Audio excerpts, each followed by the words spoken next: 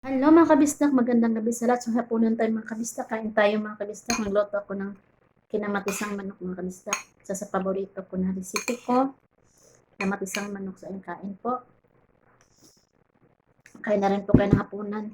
Sa Pinas naman is gabi na ngayon, tulog na yung mga tao. Sa Middle East, ayan, shout out sa lahat. Alam na busy ng Ramadan. Ngayon relax ako, wala si Amang hindi nagluto. Pagod daw siya. Kain. Ay nagluto ako ng pagkain ko lang. Si amo ko kasi yung tagaluto, hindi ako nagluluto.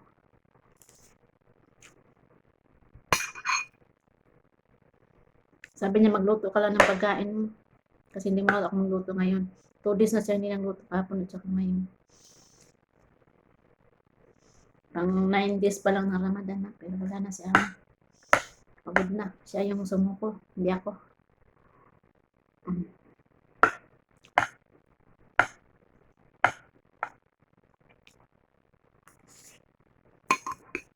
Mainit pa kasi. Kakaluto lang.